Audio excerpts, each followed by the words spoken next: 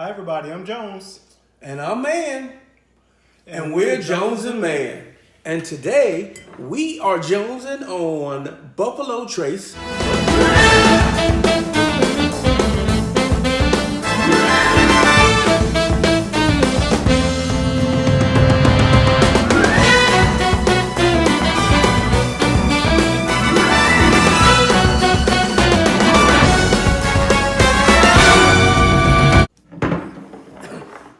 Jones, I've heard you mention Buffalo Trace a lot. Our listeners have heard Buffalo Trace. So I'm super excited to really get in and actually taste this today. There's a heightened level of excitement. So what's all the excitement about? Oh man, I'm totally geeked up about this. Like I'm always talking about Buffalo Trace, and I love the distillery.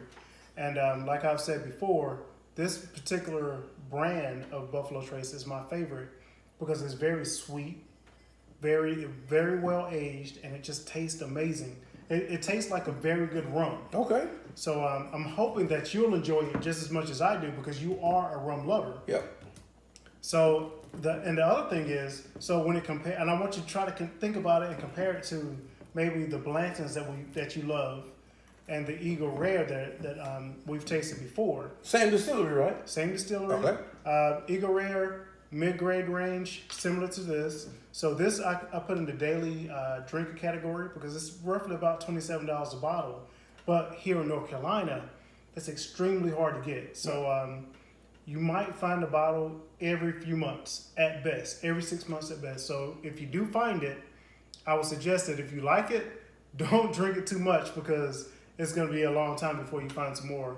But hopefully, Buffalo Trace, you'll hear this video and you'll get us more of the Blantons, the Eagle Rare, the Buffalo Trace. You know, keep that in our store. But they do also make an Econo line, which is the Ancient Age, and the Benchmark 8. Okay. The Ancient Age to me has a similar taste to this. It's very sweet. So it is a alternate, but at like 70, 80 proof. And this Buffalo Trace at 90 proof. Oh yeah. Is a definite, you can tell the difference. So. And it's a cork. A definite cork. That's always a win with a cork. Come on, man. You know if I'm gonna like it, it has to have a cork in it. Oh yeah. So we're gonna do same house rules. Pour us up a couple of shots. And I'm still kind of dipping my toe into this bourbon world. But let's see how it goes. Yeah, take a whiff of it. You can smells good. Smell the oak. It is familiar to Blanton's. It is familiar to the 1792 that we tried. That was really good. So let's clink them and drink them.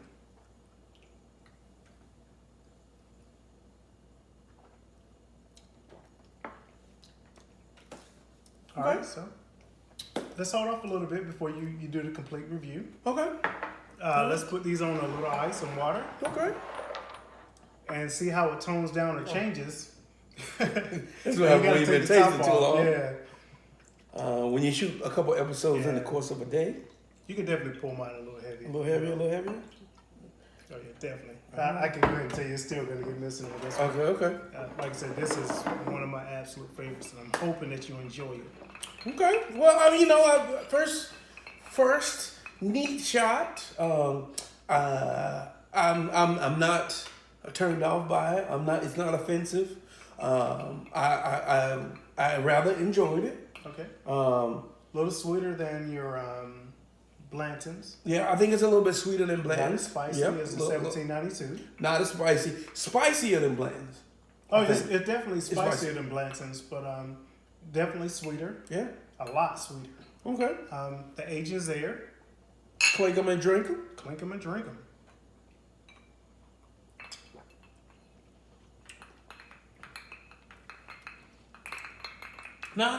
Not bad at all. I definitely could drink this for sure. Yeah, drink this. It is definitely, and even going to the bar, trying to find new brandies and whiskeys, or even any kind of alcohol in general, is pretty hard to find because you just don't go into many bars. If you're in Kentucky or Tennessee, it's a lot easier to find this. Right. But here in North Carolina or in a lot more of the southern states, You don't see it as much. Yeah. you don't see it as much. So, when you see it, or have you ever been in a bar and you just kind of go up and you look up and say, well, I want to try, Right.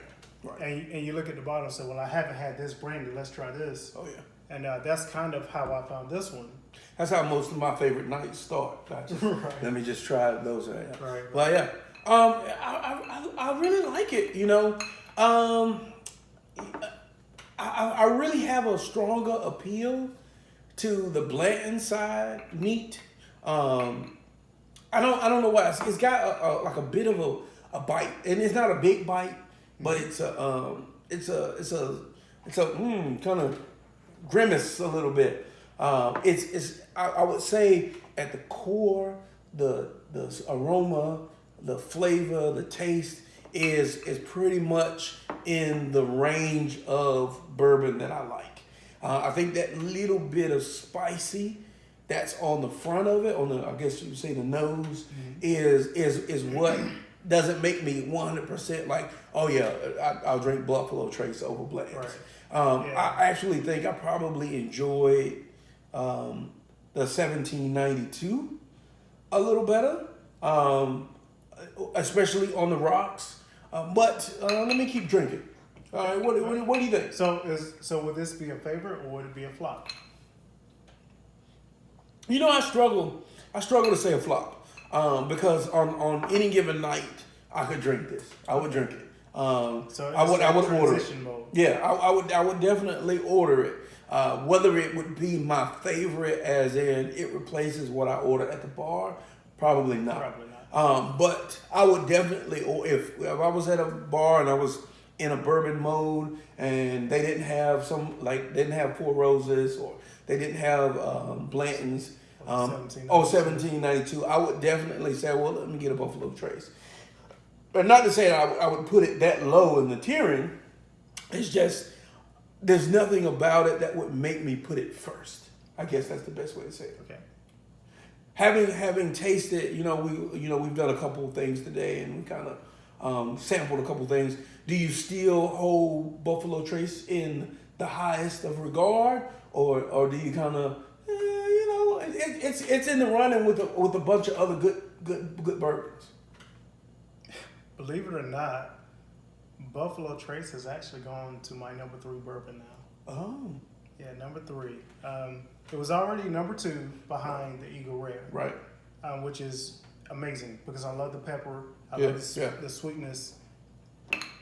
And the Buffalo Trace is amazing. Mm-hmm. But we tried the 1792. And that was... And as a daily drinker, oh my God, that 1792 is amazing.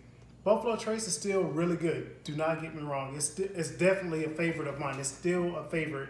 It's high on the list. But like I said earlier, it's extremely hard to find. Right.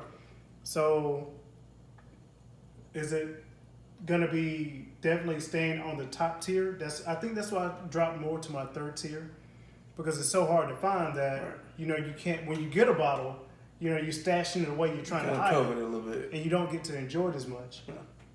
So I guess, I think what we really came here to do was to say whether it was a favorite or a flop. I think that you came into this with it being a favorite, and it remains a favorite. Safe to say? Yes. And I would say that I've added Buffalo Trace as a favorite to my list of bourbons that I can something drink. to keep in the liquor cabinet, something to find in the bar. For sure. I think this is definitely a favorite. Yeah, definitely. Yeah. It's a favorite For one. sure. So there you have it, folks. Buffalo Trace, coming out of that same distillery that does Blanton's and a couple other great bourbons. They do a really good job. And again, this has been another episode of Jones and Mann. See you next time.